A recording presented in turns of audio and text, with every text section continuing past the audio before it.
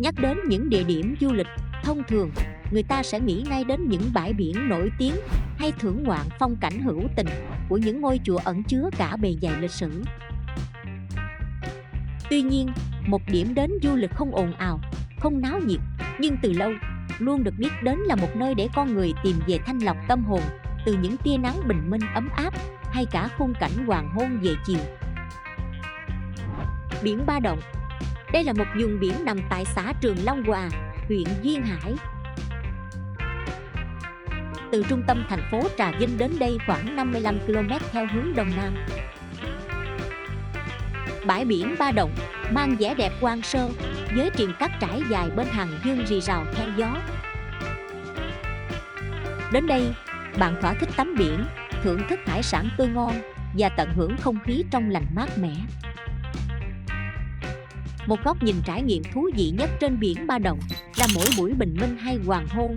Đứng ở bãi biển Ba Động, bạn sẽ nhìn thấy vẻ đẹp của cánh đồng điện gió dưới ánh sáng mặt trời chiếu lung linh, tạo nên khung cảnh vô cùng lãng mạn của những cánh quạt gió khổng lồ.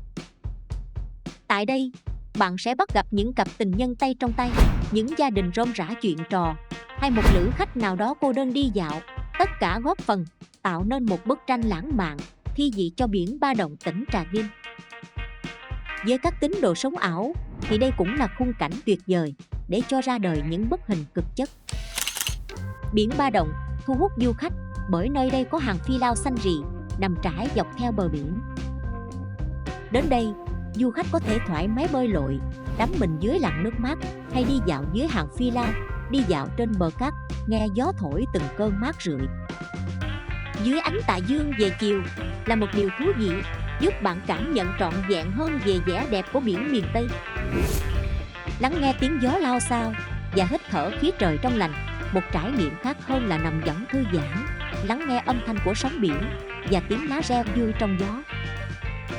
Khung cảnh thiên nhiên hài hòa, dịu nhẹ, mang đến cho con người ta cảm giác yên bình, thư thái.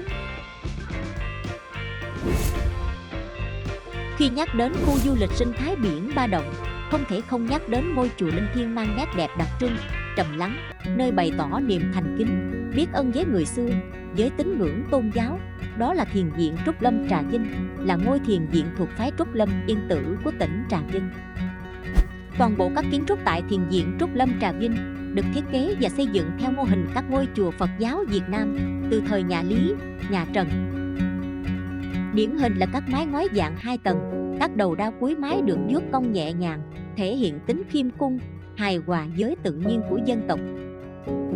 Ngôi chánh điện có hướng nhìn ra biển Đông, khuôn viên được bao bọc bởi nhiều động cát cao, phủ đầy dương xanh ngát, rì rào cùng sóng biển. Khi qua cổng tam quan để vào đến chánh điện là khoảng sân rộng, dài và được kết cấu thành 2 bậc, là nơi để vị sư trụ trì thuyết pháp hay nhà chùa địa phương tổ chức các sự kiện văn hóa Phật giáo. Khoảng thời gian đi bộ dọc theo chiều dài sân là sự chuẩn bị cần thiết cho sự thay đổi tâm thế, để Phật tử và khách thập phương gác bỏ mọi ưu phiền đã gánh. Dưới đôi bàn tay khéo léo của người xưa, cùng với những nét đẹp tạo hóa mà thiên nhiên ban tặng, vẻ đẹp của thiền viện Trúc Lâm mang một dấu ấn rất riêng, đưa ta đi từ bất ngờ này đến bất ngờ khác.